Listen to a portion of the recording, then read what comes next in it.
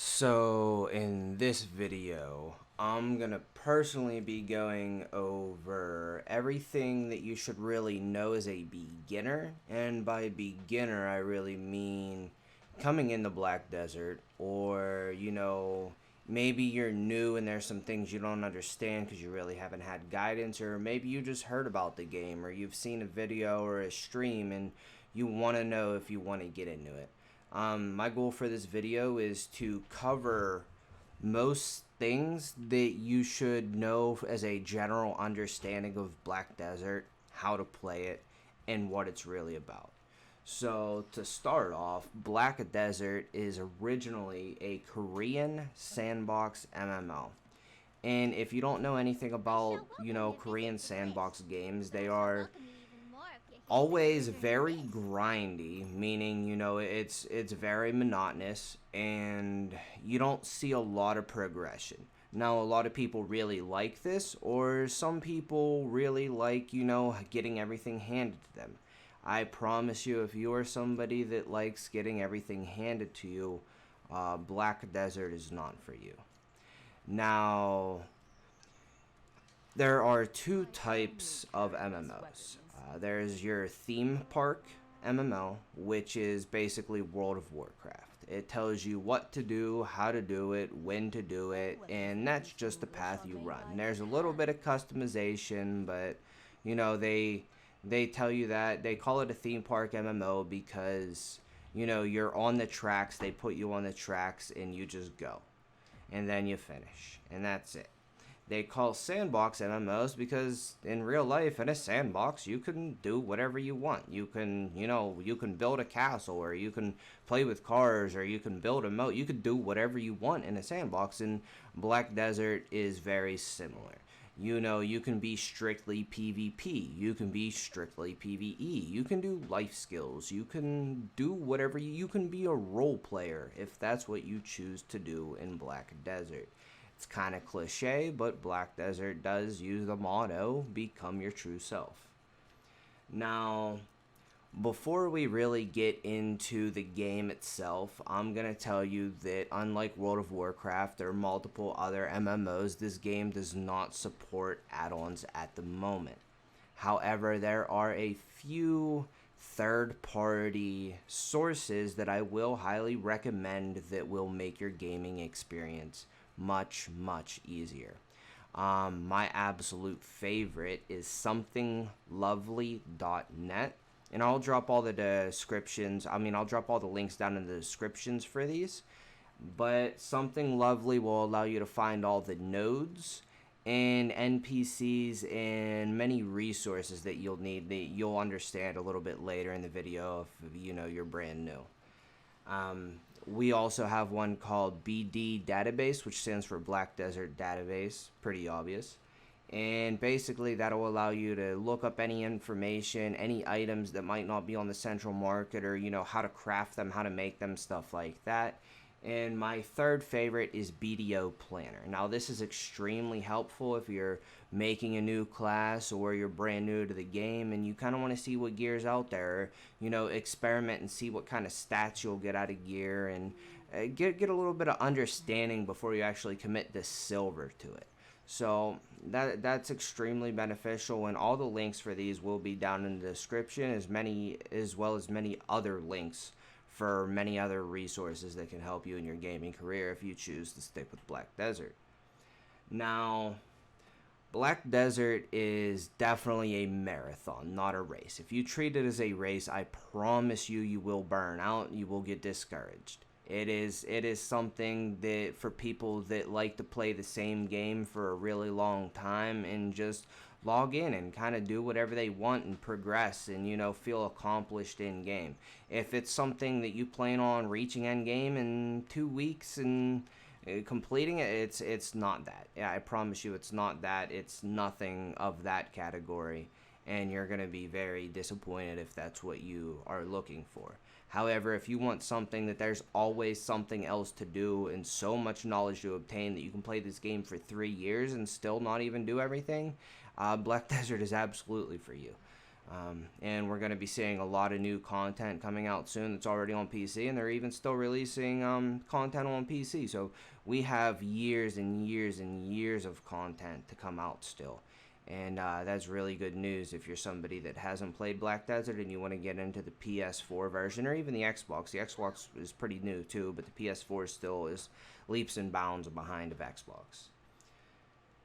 Now, before we really even get into the game and the mechanics, I'm telling you the most important thing, whether you're just starting or haven't started or whatever, is max out the number of characters that you can have in game. And if you're watching this and you don't have that done yet, I suggest you log out and go do it, because we will get into it more in detail later. But having increased characters will actually allow you to benefit from the offline energy regain. And like I said, we'll get into energy and all that stuff here in a bit, but that is the most important first thing you can do, and you'll thank me later. So questing is very important, but not for the reason that you would think it would. You know, like theme park MMOs typically go off of, you know, you quest through these levels, you go through a new region, you quest again, you go through a new region, you quest again, and that's how you level up. In Black Desert, your primary way to level up is actually just grinding mobs. Now, questing itself does have very high importance, especially early game. So in Black Desert, your initial quests will, you know, teach you how to do simple things, and they have a little bit of a tutorial too. And if you're a new player, I highly, highly, highly suggest leaving the tutorial on. And people are like, oh, well, I played all these games, I'm experienced in MMOs, and, you know, I don't need a tutorial. I promise you, I've been playing games since 2001, like online MMOs, and coming to Black Desert, I was still lost. It's very confusing. It's poorly translated. I'm not going to lie to you and tell you that it's flawless, because it's not. But there are certain things in game to help you, and tutorial is one of them. So leave the tutorial on. And then the storyline in your Black Spirit quest line will also take you through a bunch of things, you know, helping you understand some basic life skills and some NPC interactions, teaching you, you know, how to grind zone and stuff like that. It'll teach you how to implement some of your skills and equip gear, upgrade some gear, and just kind of the very, very, very general basics, where you'll still probably be a little confused, but at least you'll have a sense of direction. So I highly, highly suggest doing the storyline. And on top of that, you also get a lot of other very useful things. You get inventory space, and you do level up while questing. You know, you get some experience. The enemies you kill do give experience. Like, questing is still very good. Like, just because it's not theme park questing experience doesn't mean that you shouldn't do it, at least on your first character. Now, every character after that, it's your personal opinion and choice whether you think it's viable or not to quest, or if you think it's important or not. But for your very first character, I suggest you sit down and take the time and do the storyline and the Black Spirit quest line, and even all the side quests, because all the side quests will teach you like little things, how to hunt and fish, and even teach you some of the area and like all the hidden spots that you wouldn't typically find if you didn't. Now, as you kill the mobs while you are questing, what's going to happen is they are going to drop loot. Now, and just like every other game, you know, that's what happens. Now, in this game, you can either manually loot the enemies that you kill, or you can use pets. Pets have the option to auto loot, and that is very essential. It might not seem like something important at first because enemies don't drop a lot, but I promise you, without pets, you will have a very, very, very hard time making any silver gains. Pets can be obtained through some quests, very, very limited. Through events, also pretty limited. Pearl Shop, which is real life money, Login rewards, which, you know, you gotta log in every day to get those, and they're like maybe once every 2 months, but they do happen. Or if you're very lucky, you can put up a pre-order on the central market for about 20 million silver, and maybe once every 2 weeks somebody will sell a pet and it will come to you. But it's not very efficient, but I highly suggest, if you're, you know, a free-to-play player, somebody that doesn't want to spend a lot of money on the game, to do that, because pets will absolutely change your entire gaming experience. Now, when you get pets, they start at level 1 and can be leveled up to level 10. And at level 10, they will learn a talent. So what I mean by that is, I'll actually open up my pet menu for you here. And you see the applied talents list. So let's go to pet information. And I have a tier 4 dog. Passively, dogs give skill, experience, and gain. Each class of each type or species of pet gives a different type of, you know, base talent, and they'll all have this one. Now at level 10, you get your first talent. Tier 2, you don't really get anything for increase, but T3, you unlock your third talent. Well, that's a lie. For tier 2, you get increased loot speed, and you get this to level up. So this at tier 1 starts at 1%, tier 2 2%, and so on up to tier 4 currently. And at level 10, you get your first talent that is completely random. Tier 2 increases loot speed.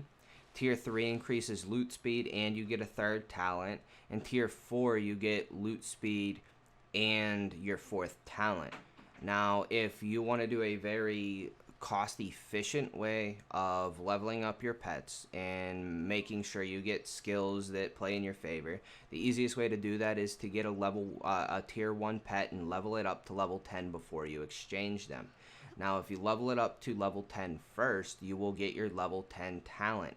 Now, when you go to exchange them, let's see if I have any that can be exchanged at the moment. No, so I got to take... you got to check in the pets to exchange them, and then if you go while they're down here to exchange, you'll be able to click on one of them. And so in order to exchange them, you have to have 2 of the same type. You see how this one says event, this one says limited, and these 2 say classic. Well, you have to take 2 at the same time, so they could be 2 limited, 2 events, 2 classic, doesn't matter, but you have to take 2 of the same or more, but I prefer 2, and exchange. Now you'll be able to pick, you know, whichever ones you have, and whatever ones you pair, you will get an option to change appearance. Now appearance, you could pick between any of the ones exchanged or random. Now random will be one of the same types. Like, it'll either be a random dog or a random cat, but it could be, you know, a different color or appearance to one of those 2 species. And then when it comes to skills, you can either pick, you know, the skills that one of your pet has, one of the skills your other pet has, or they will completely re-roll them completely. And there's no saying what you're going to get.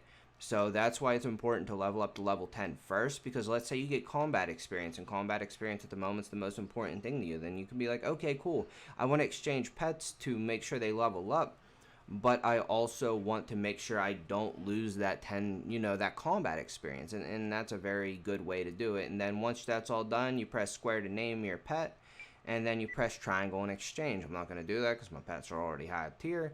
And then, you know, that's just how it goes. And then you could see every pet has different abilities. Like, my cats find resources like trees and rocks out in the world, and they give a big red ping. My penguin gives auto fishing timer reduce, which allows me to make a lot more money overnight. And my Ligma, my event that they gave when they started the game, he detects hostiles, which is, you know, enemy players. My hedgehog is my most important pet when gathering, and it has a chance to double the amount of resources collected. And the higher you level the tier, the higher that chance is. Dogs, also hostility detection, and then my cat's there too. So that covers most of pets. Now there are ways around doing, the whole limited thing. And if we go to the Pearl Shop real quick, we could go down to pet supplies, and you can see Wizard Gosfrey. Now Wizard Gosfrey is a pet that costs a little bit more than all the other ones, but he can be put into any category. So he can, he can go into an event, he can go into a limited, he can go into a classic, he can go into others, which is why, they feel the need to charge more money for him. And so that's a definitely good way to approach things. And like I said, if you're a free-to-play player, that is fine. Black Desert is still absolutely playable. If this is not a pay-to-win game, it is just very pay for convenience. However, almost every item that you can buy can be achieved through silver and in-game through the central market. So it'll take a little longer, but every game's like that. It's you get your basically your paid benefits, and then people that don't want to pay still can enjoy the game. It's just, at a much slower rate to kind of encourage people to pay money. Now let's see, what do I want to go over next? So how about character level? And I excuse for the hiccups and everything in here. I prefer to do my videos completely raw and authentic and unedited. I feel like I'm able to explain things more in depth and be a little bit unprepared and kind of explain things to you guys how I would explain to, like a friend or a guildmate or, somebody that I'm talking to on stream that is interested in playing the game that really needs a thorough walkthrough. I much prefer that format. So I apologize for any hiccups in advance. I didn't cover that in the beginning, but I figured I'd get that out of the way now. So, and you see it in the top left corner, you see a couple things up there. The top red bar is obviously HP. The bottom blue is mana, and that changes for class. Sometimes it's stamina or whatever else. And then the one below it is Black Spirit Rage, which you get at level 35, which we'll go through in a little bit. The big number in the top left corner inside the diamond is my character level, and the number under it is how far through that character level I have progressed. Now, the first number to the right of my character level, where it says 15, is skill points, and then the percentage is how far through that level I am to getting more skill points. The number next to that is my current energy, and my max energy pull. Now, as I use life skills and gather or go over workers, or we'll go over energy in a little bit, as I use energy, that number on the left will go down for this character and this character only. But the one on the right will still show my max capable energy pool. Now, the one to the right of that, where it says 1 out of 302, is actually my current contribution points. I have 301 contribution points spent, only one left, and 302 is my max. So if you have any questions about that, please leave a comment. I think I covered that pretty well. But so with the next thing is contribution points are something that people really don't understand too well. And I run into people all the time that are, a month or two into the game and still don't really understand contribution points. So contribution points can be spent on nodes, various exchanges, some NPC talk-tos, and even hiring workers. You get contribution points from doing quests, and you can get contribution points from daily logins, and also a cooking byproduct, which we'll also cover a little bit later. And as you gain more contribution points, much like your character level, it becomes harder to get each level and get more points naturally. So contribution being used in the worker empire, like briefly discussed, is basically going to be your biggest source of AFK money in Black Desert. Now, we like to call Black Desert an AFK simulator because that's what it is. Anything you knew from other MMOs, like what would be considered botting or, auto-clicking or whatever, Black Desert actually has that as a built-in feature. And it's kind of funny because a lot of people aren't used to it, but the people that progress the most in Black Desert are the people that have the strongest worker empires and do the most life scaling AFK, which fishing's my personal favorite. So it's very important in Black Desert that you maximize your efficiency as early as possible. This means, your worker empire, leaving your system on, and, AFKing, like mentioned. And so before we really get into the worker empire and everything, I'm going to go back through the skill points. Okay, so the skill points are these. I have 1,706 skill points. I'm currently in Awakening. But as you get skill points, you can learn new skills. Let me go over to all skills. And as you get through these, you see for this one, it goes up as I level. These all go up as I level up, and as you level these up, they get stronger. You can see the numbers in the bottom left hand corner of the screen. They increase as I increase the level. Now each time you level this up, it consumes more and more skill points, but they do increase your toolkit for the more skills you'll use, and you get skill points just by doing some quests and mainly killing monsters. At level 35, like I briefly mentioned before, you will unlock your Black Spirit Rage. Your Black Spirit Rage is that little red bar that currently says 100% under my HP bar. That allows you to buff yourself. Now, if we go into, let's see, for example, let's go all the way down here, learnable. I think it might say down here, maybe no, I did the wrong one. Okay, so Black Spirit Rage. My preferred one is the common, where it says all AP for 60 seconds, attack and casting speed for 25% for 60 seconds, and super armor while using this skill. So, and if you get 200%, which 200% is obtained by doing Fury Transfer. Fury Transfer is something you have to bind to your ring menu slot, much like these. But you can either give your Black Spirit Rage percentage, or your friend can give it to you to transfer 50% of whatever the rage transferred was. So if you have 100%, you give it to a friend, you will use all 100% of yours. However, they will only obtain 50% of that. Now, once you get 200% Black Spirit Rage, you can actually cast an ability called All AP. You can do the 200% variant of the Rage Absorb Common, which is All AP plus 50 for 60 seconds, and attack and casting speed plus 40% for 60 seconds, which is huge. And how you obtain those is, what they mean by ring menu is you go in your options, go down to ring menu setting. Then you press R1, go to skill, and then you'll see all these skills of which you can then bind to abilities. And you can do even ring menus. Like if I press up on the D-pad, you'll see I have all these skills that by the right rotating on the right analog stick, you can then just pick which skill you want to cast, and then you push on it and it casts. Pretty easy once you get the hang of it. It's just kind of memorizing your hotkeys and whatnot.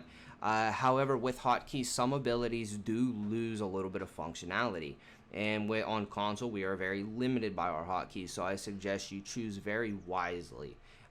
Sit down, read the description for the skills for your class, and choose very carefully what skills you want to put on your hotkeys. So let's go to energy. Whoop, I'm casting a meteor.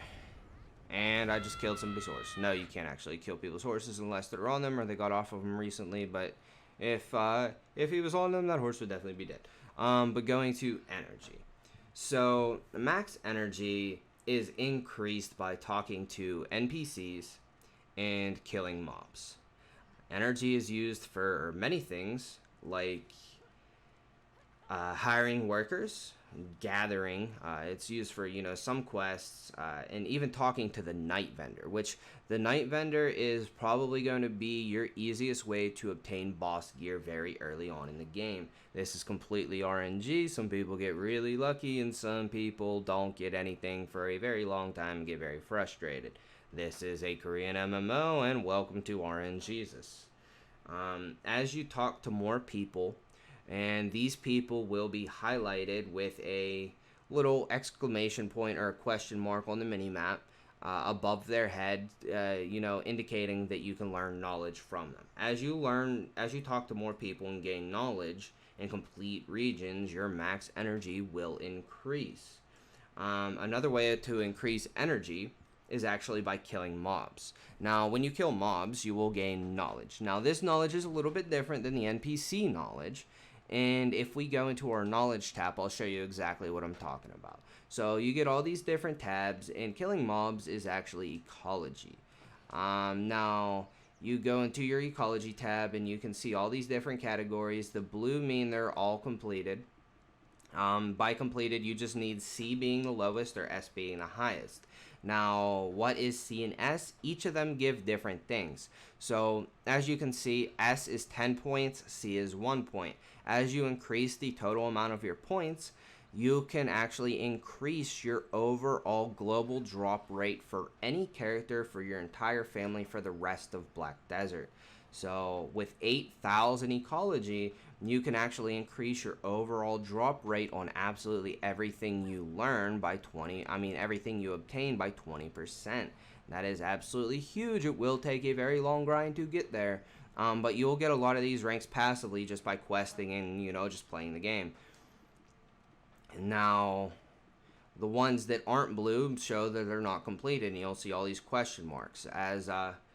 As I put in the resources, you can use BD database to find out what these ones are, or you can use, Google, YouTube, whatever you choose, but that's essentially ecology.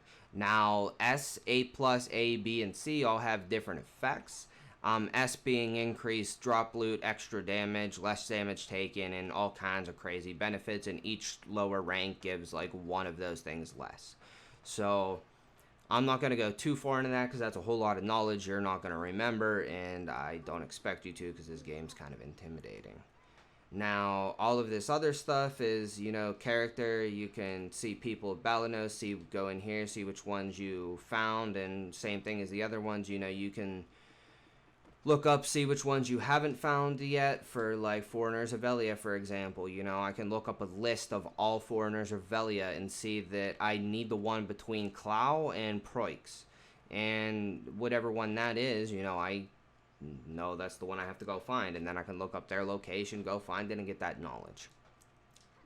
There's also other ways to increase your energy. Some of it's semi-AFK using bookshelves. I'm not going to go into that because that's a little much for a beginner's guide. However, if that's something that interests you, I do actually have a video explaining in depth how semi-AFK energy gain works and how to do it, how to accomplish it, and how to set it up.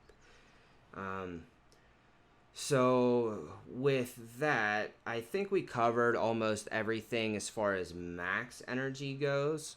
However, energy, like I said, is used for gathering and hiring workers and night vendor. However, that using energy is per character. So if you have 10 characters, you can have max energy on each. And let's say I have the 250 energy that I have now, I would actually have 2,500 spendable energy. And as you spend it on one character, that character will then start passively regenerating it while offline. While offline, it is 1 energy per 30 minutes.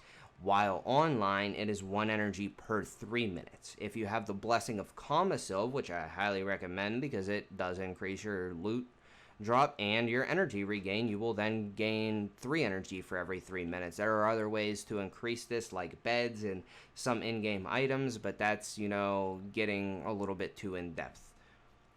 Now, as a new player, I personally found navigation very intimidating. Now, if you press your options button, you can actually go over to the world map.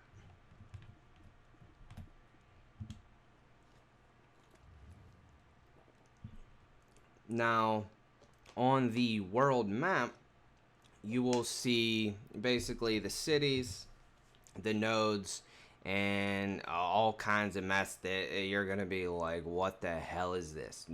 It's confusing at first. It is. I'm not going to let you. But an easy way to find NPCs, like let's say you're out here. This is where you start, by the way, and you'll come through Velia. You'll do a bunch of quests in these side places, and you can press down on the D-pad. That will bring up an entire list of all your possible NPCs, and you can use L1 and R1 to cycle through it. And this will, let's say you need, potions. You can go to the general goods, the potion icon. Let's say you need to find your horse. You can go to the stable. You need to repair or use the storage, same thing. And then you press R2 on it, and you'll see it says navigation has been set to the storage, which is pretty much where I'm at already. Or let's say, I want to go to the central market. And then you can just get out of here and press L3 on the on your analog stick, and it'll start auto pathing. So that's pretty useful.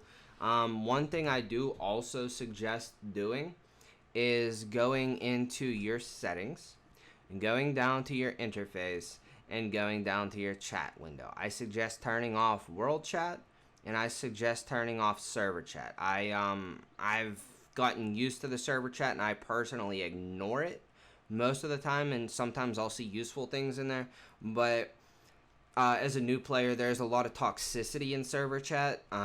It can be like Call of Duty chat sometimes, so I suggest all new players to completely just avoid it.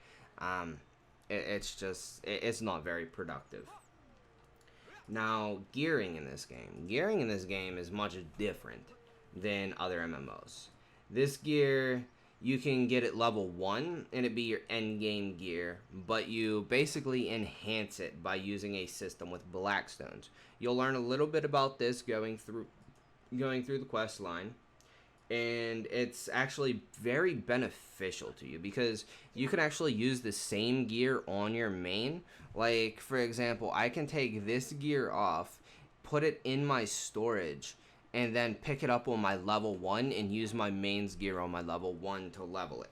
And that is absolutely great. The armor and accessories are not class specific, however weapons are. There are some classes that share similar weapons. So you can use some interchangeably. This game has a luck method of leveling your gear through a method called fail stacking. And what that is it's basically, hey, I know you failed on enhancing your gear, so we'll give you a slightly better chance of doing it next time.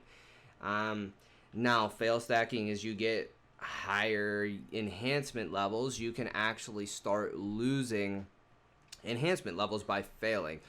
So there is a whole in-depth breakdown of fail stacking, how to do it, and that's an entire, hour-long video itself. I suggest finding one. There's multiple fail stacking guides out there, and most of them are really good. If you want to progress faster as a new player, however, I suggest you buy already upgraded gear off of the central market. Now, if you go to the central market tab, you can, let's say you want to use a longsword. There's Kazarka longswords on the market, which are the most expensive, but they are your best in slot main hand weapon at the moment. Or if that's something that you really don't feel like, you can go to something like a Uria, and you could buy a +8 Uria, or let's go to another class that might have a little bit more options currently, and let's go to a staff. Staffs are for wizards and wishes. Let's say we want to go to, wow, a lot of these are dried up right now. So I'll just use this one as an example. So you could buy the bases, you can buy 8 to 10, or there's somebody that has a try on the market right now, and the try is like a really phenomenal weapon. I know you're not going to have 400 mil just chilling anytime soon if you're a new player, but that's a very good way to get into the market. Now, early on, if you try enhancing, especially boss gear, you're going to lose a lot of money, and you're going to really halt your progression. So enhancing is fun. It can feel very rewarding, but if you're somebody just looking to play the game and get a feel for it, I do suggest buying your gear off the market at first. And as you level up your gear, you will increase what people call your gear score. Now, if you see in the top, it says 149, 143, 401. I have 149 attack power, 143 awakening, and 401 defense. This is a very theory crafted build, and I do not suggest this for most people. Most people, you'll want to have more AP, so you'll want to use stuff like, attack daggers and, different rings that give you more attack and a little less defense. This is going to be your standard PvE build and a standard PvP build as well. Once you learn more about gearing, you can make that decision for yourself, but my build is a very specialized build, so I do not advise taking this video and thinking your gear should look like this, because I promise you're not going to understand it. Now, with that being said, how do you calculate gear score when people ask? Gear score at first, until you get Awakening, is simply your AP plus your DP. That would be 149 plus 401 is, 550. Now, once you get your Awakening, it then changes a little bit. Some people say, you'll hear some people with very low Awakening weapons, and that's the only reason why they would do this, is say that gear score is only highest AP plus highest DP. That is incorrect, and I'll tell you why. If you apply to get into a guild, which are very important, by the way, if you apply to get into a guild or a group of people farming or whatever, and you tell them that you have 500 gear score and you have 200 AP and 300 DP, that's great. But you're awakened, and your Awakening AP is only 55. So you're going to kill absolutely nothing, and you're going to be nowhere as close to effective as what a 500 gear score player would be if they had 200 main hand and 200 Awakening and 300 DP, which is why it becomes AP plus Awakening AP divided by 2 plus DP. So that's how you properly calculate your gear score. And if anybody else tells you otherwise, it's just because they're not geared and they want to try to sound more powerful than what they really are. So now that we're over that, the storyline, like I said, will take you through enhancing. Enhancing armor can go up to +5 before you have a chance to fail.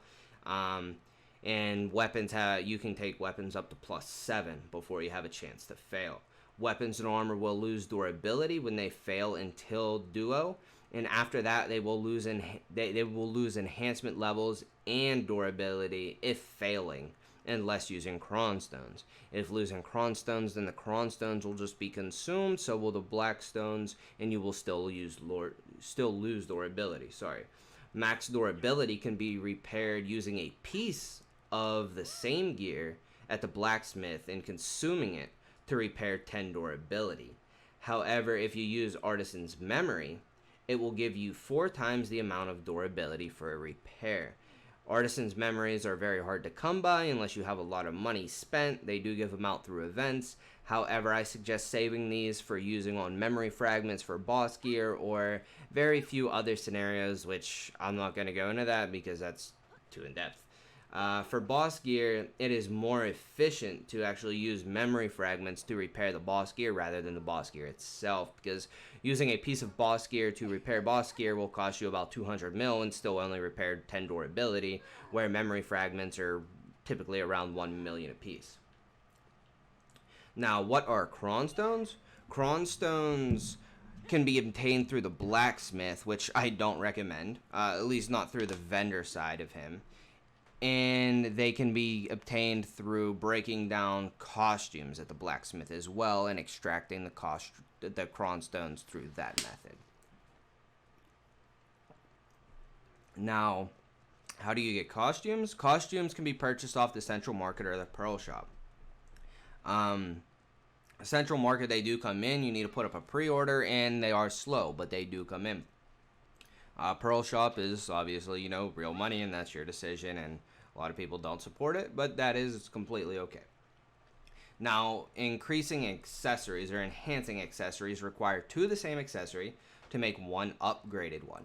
If you succeed, you will receive 1 upgraded one and lose both bases. If you fail, you will lose both bases and receive no item and only 1 fail stack. It is also typically not worth using Cron Stones on accessories due to the high cost of cron stones per accessory. And as I mentioned earlier, the worker empire is extremely important. This is your AFK income and going to be your important silver gain in obtaining AFK methods for life skilling once you get into life skilling in BDO. To start your worker empire, you're going to need to make sure you have lodging. Lodging can be obtained through the Pearl Shop, which I do highly recommend, actually. This is one of the few things that I will highly recommend. And if you have any questions on, what you should and shouldn't spend money on, I actually just did a very in-depth 40-minute video going over every single item in the entire Pearl Shop. And what their functions are, what my opinions on, if they're a waste of money or if they're actually worth buying. Okay, so now back to the worker lodging. What you can do is, I think it's going to be slot expansion. Hold on, pardon me. Okay, so yeah, lodging, and it won't let me go into the description because I already bought them all. As you can see, they are very important to me, and a lot of this other stuff is not. So what this does is it allows you to spend 0 contribution and have extra lodging slots in every city. The one that gives you Velia is actually one of the most important because you can only buy 3 worker lodgings in Velia, and there's a lot more important nodes out there. And when buying one of these for 200 pearls, you actually get 2 or 3 cities included. So you get like 3 worker lodging slots per one, and you can buy up to 3 per region.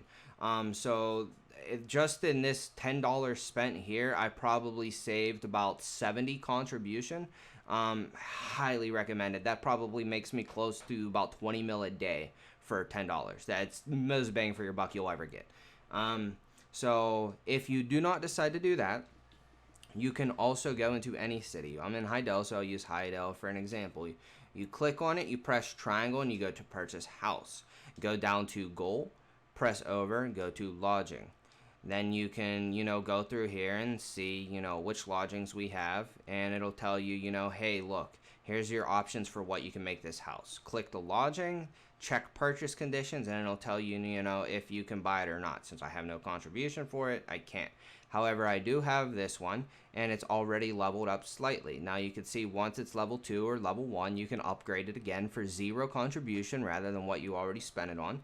And just spend a little bit of silver and it'll start leveling up. When this is done, I will be able to hire 2 more workers in Hideout. So when hiring workers, you should really only hire blue quality or buff. Now, you might spend a lot of energy before you ever get your first blue, but you will thank me later. Blue workers are the only ones that ever have a chance of hitting Artisan. Artisan is obtained by having your workers level up, and you will see through, if you go to the worker tab and you go to promote, you will see that they go through a promotion, and you can send 1 worker through a promotion every 24 hours. You get 1 promotion per 10 levels. So in order for a blue, in order to hit Artisan, you need a 2 and 3. I mean, you need 2 out of 3 successes. So you go from blue to yellow to Artisan. So a green can hit Artisan technically, but you have about a 1 in 400 chance or some ridiculous shit like that to hit, Artisan. It's not worth it. So I suggest blues. Blues, you get a 2 out of 3 chance. 2 out of your 3 promotions have to succeed, and they have like a 20% chance to succeed or some low shit like that. It's annoying. And basically, the higher your tier goes, the more stats they get, the more abilities they learn, and then eventually, once they're Artisan, you can go through and change their skills and stuff like that. That's going to be a more in-depth worker empire guide, but that's kind of your general knowledge. So in order to hire a worker, you come to the work supervisor. Whoop, I teleported. Whoops. Go to the work supervisor, hit contract worker, and you'll be able to roll. I cannot hire anymore until my worker thing builds, so I can't show you that. But then the worker exchange, you'll also be able to see some people put their workers up on the market, and you can sell yours, buy them, do whatever. There's a lot of good workers up on the market at times, and as the game progresses, more and more people will start selling their workers that are actually pretty good for starters, but just not optimal for end game. Now, there are currently 3 types of workers. There's human, Goblin, and Giant.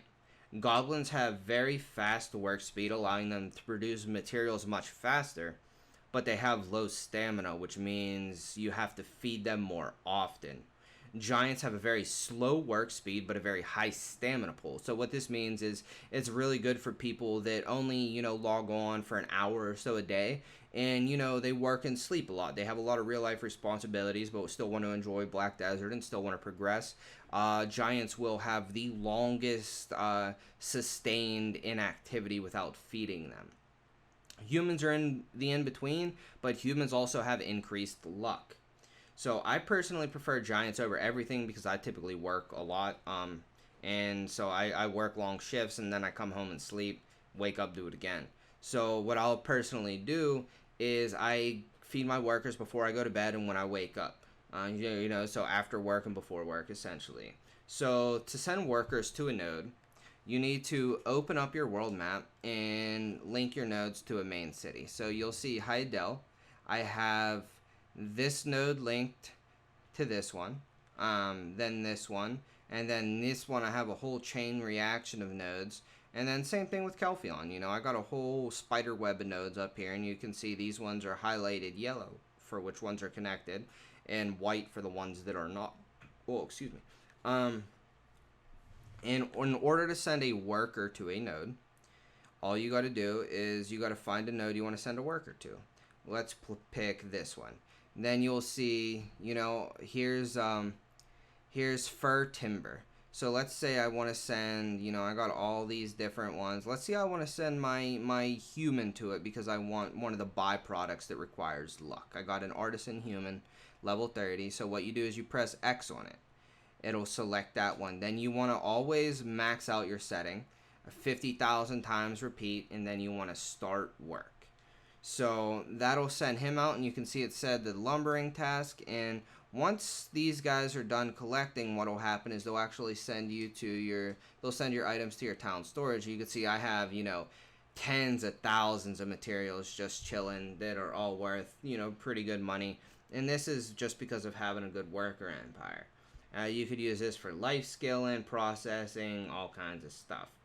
So you can only, assign nodes and invest into nodes. And so I'll show you how to invest into a node real quick too. Let's say I wanted to go to this one. You go to your node management and then you invest contribution. And then after you invest contribution, you'll be able to go down here and pick, the task for the job. And after you do that, then you'll be able to assign the worker to it. You can only do this though if you have a value pack. If you do not have a value pack, you actually have to press square on the node. It'll path you to the node. You have to speak to the node manager manually, and then manually go into node management and invest into it that way. You cannot do remote investment if you do not have a value pack. But doing remote investment will cost you 10 energy. So do keep that in mind. If you wonder why all of a sudden you cannot invest into any more nodes, it is because of you ran out of energy or contribution points. There's a couple factors. Now, one of the first nodes I suggest you get is actually up here at Velia. You could go to Bartali Farm, or you can do, multiple others, and you'll see chicken, meat, and potato. Both of these are good for cooking. Both of them are good for feeding workers, and cooking will allow you to increase, your contribution by obtaining the byproduct and turning it in, and which will then allow you to hire more workers and make more nodes and make more money. It's very great. And by harvesting your own potatoes and chicken meat, you will then be able to feed your own workers cost-free, which will not cost you anything to run your worker empire and make it much more profitable for you. So in each town has its independent storage. Like I showed you in Calpheon, for example. Calpheon had, all my wood and stuff in it. If I go to this one and go to the storage, you'll see I have no wood in it. So each one of these nodes has its own independent storage that has its own items and own capacity. You can have up to 192 max slots if you invest into the Pearl Shop or contribution. But just for starters, each town has its own storage.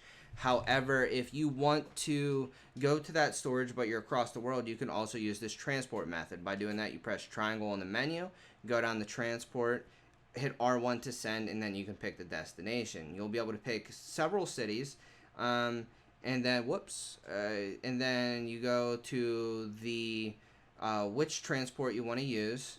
So let's say I still haven't got used to the new UI. They just released this UI like 4 days ago, and it's a little confusing for me still, so I do apologize. So you pick Hideout. Well, you don't have to pick Hideout. You can pick anywhere, and you pick a wagon, and then you see I put items in there, and then it'll tell me it's going to cost me X amount of silver, and then I can send it. And then now that wagon is going to Hideout. Once it gets to Hideout, you will see a little blue marker that'll pop up above Hideout that'll tell me that my transport has got there, and then I can just go into transport in Hideout and collect all of it, and it will go to Hideout Storage for me. That is a very good method for transferring raw materials. I use Hideout as my hub, so every couple weeks or so I'll transfer all of my materials gained from all my different worker empires and send it to Hideout so I can craft it and, you know, process it and do all that good stuff with it. So that's the generals of Worker Empire. There's a lot more to it, I know. I do not want to overwhelm you though, because you're probably already really confused. I'm trying to do the best I can to explain this and make it make sense. So there are a couple other important things in Black Desert. That's gonna be titles. Oh, sorry, I probably yelled in your ear. Titles and family fame. So titles, you can actually go in here, and I'm not going to go too much into this, but there's world, combat, life, fishing, and you can see how much of the completed you have, obviously, in the color-coded bars. Now, if you look in the bottom corner, you can actually see that it says 29.4%. Now, that's not really that relevant, but what is relevant is the stats below it. Obtaining more titles allows you to get more passive benefits. So from the titles that I have 3 luck, 4 max energy, 6 experience increase, which is great, max stamina increase plus 50. And as you get more and more titles, you get more and more of these benefits. Now, family fame. Family fame is that number you see that says 1971 that is highlighted in yellow. So family fame is basically the collective of your combat fame, life fame, and special fame combined.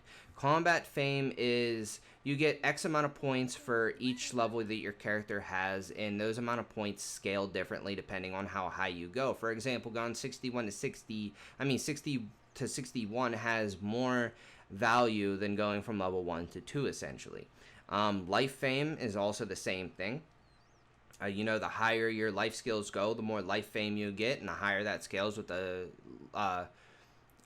life skills that you get. So special fame is basically your titles and stuff like that, and all of that collectively gives you a daily login. So like if I go to my mail, you'll see my family fame fund, and for my family fame I get 1.3 million silver every day. So I'm essentially making 40 mil a month just by having characters leveled and life skills, which isn't a whole lot of money, but you know, that's for 40 mil a month, you know, that can fund some upgrades or, you know, whatever else I want to do, and it's just free money at the end of the day.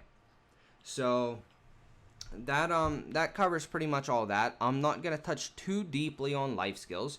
However, I will go over the generals. We kind of talked about gathering. Gathering is, you know, spending energy and using a life tool to harvest a material. And most MMOs have this. World of Warcraft has mining and, you know, harvesting and gathering and all that kind of stuff. Many other MMOs all have that, but you use energy to do so in this game. As you use energy and get products, you will increase experience. Experience is gained depending on what loot you actually get and not what node you harvest. So getting more loot, i.e. using a hedgehog, will actually give you more experience than not. Processing is, you know, all those worker materials we talked about in your worker empire, going to, you know, take them, going into your processing menu and deciding what you want to do with them. Training is simply horse training. I'm obviously not a big horse trainer. Some people are. That's very, very in-depth and one of the most complicated life skills. I may eventually get into it, but at the moment I will not. Fishing is obviously my favorite. I let my game run overnight as my worker empire creates money. I also create money through AFK fishing. It is probably the highest profitable AFK method. Farming is great. Farming requires a lot of contribution. I currently have 100 contribution invested in farming. You need to trade your contribution for fences, and farming is everything you would think it would be. It's playing Farmville in BDO. Sailing is not out yet, so I'm not really going to cover that. We won't get sailing for a while. Cooking, we already covered. You basically get a cooking utensil. You can buy them from the central market, or you can buy them, from the vendor. They're terrible from the vendor, so I do suggest buying them from the central market if there are. And then you get the ingredients. So you can get the list of ingredients off of BD database or many other options, or even your cooking notes. For all your crafting notes, if you're unsure of what that is, there's a crafting note tab, and it'll tell you, fishing, alchemy, all these, and then you can just cycle through and it'll tell you, what makes them. It's a great in-game use, and that'll help you life skill a lot. So there's cooking. Cooking is essentially what, the same thing as alchemy. Hunting is very unique in this game. Hunting is kind of straightforward, but you have to buy a musket. You will then shoot animals, specific animals with your musket. They have to be, hunting animals. And you will shoot them. Once they die, you will then harvest them. You get experience from harvesting. And hunting is probably the slowest life skill to ever level in this game. It is, most people consider it cancerous. I enjoy it. It's kind of fun. But that's something you would have to take up on yourself. Like I said, alchemy is the same as cooking and trading. Trading is just like training, and it's very in-depth. I'm not even really gonna go into it too much, but essentially it's going to the trade master and giving him items he wants for silver exchange. There's much more to it than that, but that's kind of what I'm just gonna go over. Now, if we go to our profile, we will see that under fitness, we have 3 stats: breath, strength, and health. You get strength by talking to a trade manager and having a trade item in your inventory. You set up an auto loop in a safe zone and go AFK like overnight or whatever, and this will increase your weight. How do you set up an AFK? So you see it says L2 and square, so you press L2 and square and you move 2, and L2 and so let's place one marker. Let's place square down here, and then let's hold L2 and square and place it up here. Now that it's highlighted green, it means it'll path from here to here repeatedly, endlessly, and that's how you're going to increase your strength. Breath is just basically you get it by running. You get it by doing this. You see that bar down at the bottom. As you do this throughout the world while you're questing, you will get breath, and that's just something that you'll get passively. Health is eating food. If we eat food, you'll see that we get a food buff, and it goes on a 30-minute cooldown. For every food you eat, you will get XP. As you eat more food, you will gain more HP. It is pretty simple. You should be doing all of those, and they are very helpful towards your progression. At level 50, you will unlock the option for PvP. Once you unlock the option for PvP, you can then enable your PvP flag. Once you are flagged, you can then attack other players. Be careful where you do this and how you do it, because it could be costly. You see how I have the 300,000 karma right now? Killing a player will cause you to lose karma. Losing karma is basically Pearl Abyss's way of preventing you from being a very toxic player. Once you go negative karma, you can actually lose gear enhancement levels if you die to a mob. You can lose crystals and EXP if you die to players, and anybody can attack you. Anybody can attack you without penalty, even in safe zones, and you cannot retaliate. If you retaliate, you will still lose more karma until you're back being positive karma. So the only way to really avoid this is being on the Artisan server, which allows you to PvP without penalty. Now, I think that's pretty much it. I think I've done a fairly good job covering everything. The only thing I really haven't covered is the challenges, which all of these are pretty self-explanatory. You can cycle through these. These are very important. However, I'm not going to take the time to go through and do these. If you have any questions, or I didn't cover something that you're still really struggling on that you feel is a basic thing, and isn't something very in-depth, please let me know. I'll reach out to you personally and try to help you as best as I can, or make another guide on it. I hope this at least gives you a sense of direction and allows you to understand the game better, and at least give you some information on what to look up and kind of how to get a grasp on BDO. For any other resources and questions, I have a bunch of links down in my description. If you want to come and ask me any questions personally, I stream live on Twitch a lot of the time, or you can also join the Origin Discord, which is currently the guild I run, and a lot of my officers are extremely knowledgeable and extremely helpful, and always willing to help in the community. So I'm gonna cut it here, and I appreciate tuning in, and I appreciate, you know, the love and the support for the community and inspiring me to do this video, and I really hope it helps some new players. Stay tuned for the next video, and take care.